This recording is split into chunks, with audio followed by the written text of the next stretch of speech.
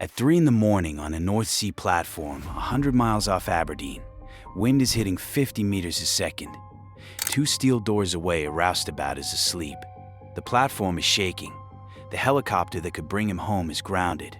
An alarm could go off at any second. And still he is expected to be up, alert, and running heavy machinery in 6 hours. How does anyone sleep through that? This film goes inside the accommodation block where crews actually live. The cabins, the corridors, the control room, and through one storm night when a normal sleep turns into a muster. The answer is not what most people think. Picture that steel box. Picture the sea. Now picture trying to sleep inside it. Go back to daylight. Most platforms in the northern North Sea are fixed steel jackets pinned to the seabed. But the part where people live is a different building entirely. Think of it as a hotel bolted onto a factory. On the Golden Eagle development, the living quarters has 6 levels and 70 self-contained cabins for up to 140 people. On other installations, the number is smaller, but the idea is the same. Each cabin has 1 or 2 beds. 2 people at most share a room. There is a shower, a toilet, a locker, and a window with a blackout curtain. The magnets seal the light out. You get total darkness at noon in June. The block is set as far as possible from the process deck. The drill floor can be 100 meters away across a bridge. That distance matters. The accommodation is firewalled, sound insulated, and climate controlled. The target inside a cabin is around 45 decibels. That is the sound of a quiet library. Outside on the pipe deck, the same moment can be over 80 decibels. That is a lawnmower 3 feet from your ear. The door closes. The noise drops by half.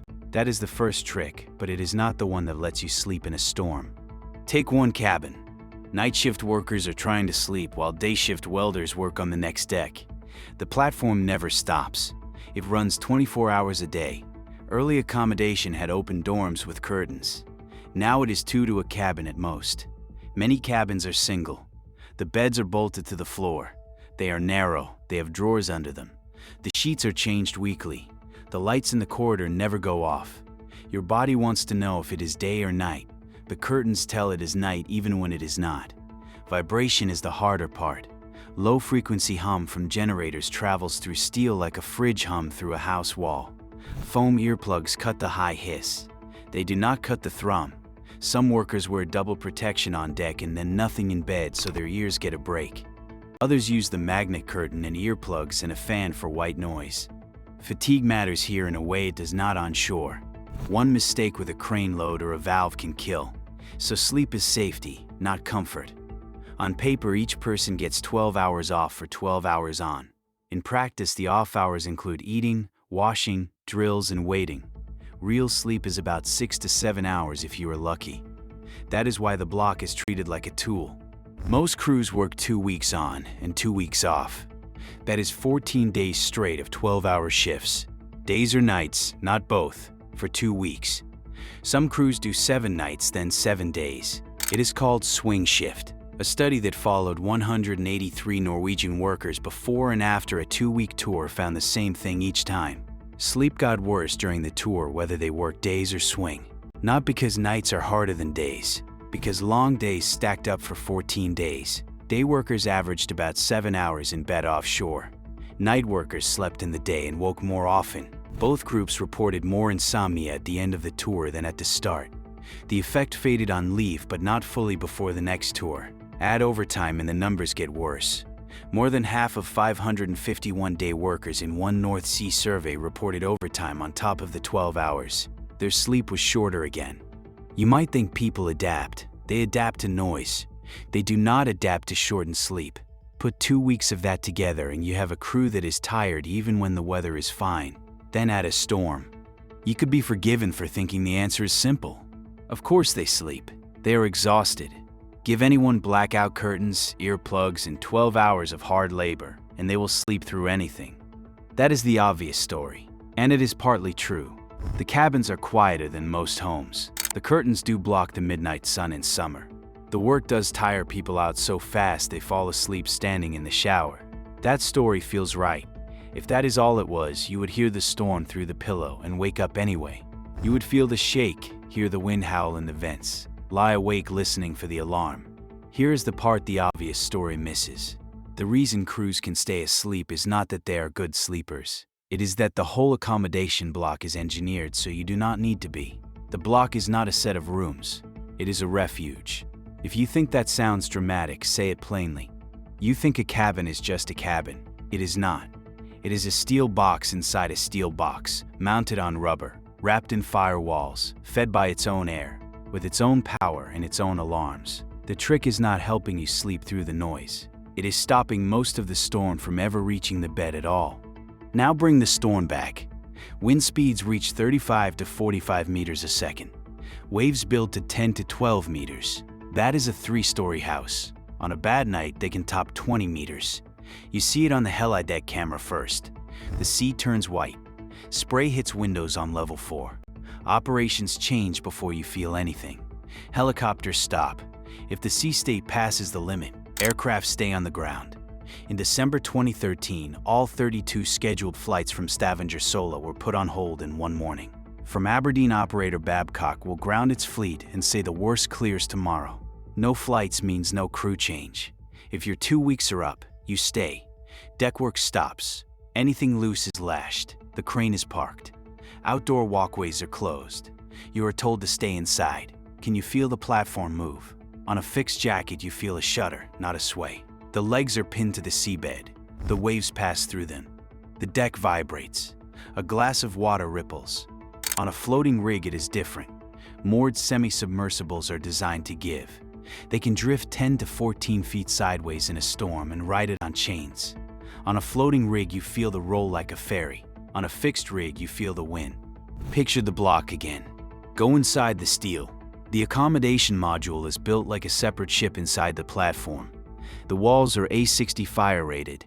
That means they hold back fire for an hour. The doors are self-closing. The corridors have no sharp turns that trap smoke. Ventilation can shut and recirculate. That matters when gas is outside. After Piper Alpha, the rules changed. On that night in July 1988, 165 men died. Many had sheltered in the accommodation because it was the only fireproof place. It was not fireproof enough. The inquiry led by the judge who chaired the public investigation, Lord Cullen, recommended that every installation have a temporary refuge. That is a sealed muster area inside the accommodation where crews can wait, breathe safe air, and be counted while the control room decides whether to fight the fire or abandon. Today, the temporary refuge is the heart of the block. It has thick walls, separate power, and space for everyone on board to sit and be accounted for. There are 2 routes to it from any cabin. The lights stay on. The intercom stays on. When you reach it, you put on a survival suit if told. You take your life jacket. You report your name. You wait. The point is not comfort. It is time. The refuge buys time for the storm, for the fire, for the helicopter that cannot fly. So what actually wakes you? In a storm, the platform does not use one alarm for everything. If you slept through a general alarm, you would be in a lifeboat drill, not a storm. There is a sequence. First, the public address crackles, then a tone. The tones are different for events you can ignore and events you cannot. The fire and gas system sends its own alarm. The muster alarm is 2 tones. The abandon alarm is different again. In the cabin, the sound is loud on purpose. It is set above the 45 decibels of quiet. It comes through a speaker above the door and a beacon in the corridor. If you wear earplugs, you still hear it. If you are on night shift, your room steward knows where you are. The control room board shows bed numbers. They will knock and then enter. What do? You do not get dressed. You pull on coveralls over what you wore to bed. You take the jacket off your chair. You leave everything else. You move to the temporary refuge or to your muster station. You do not go outside on deck if the announcement says stay inside. It is 11:40 at night. Take 1 cabin on level 3. A mechanic has been on days for 10 days. He is off at 6 in the morning. His cabin is dark. The magnet curtain holds. The fan hums. Outside, the wind hits the handrails and sings.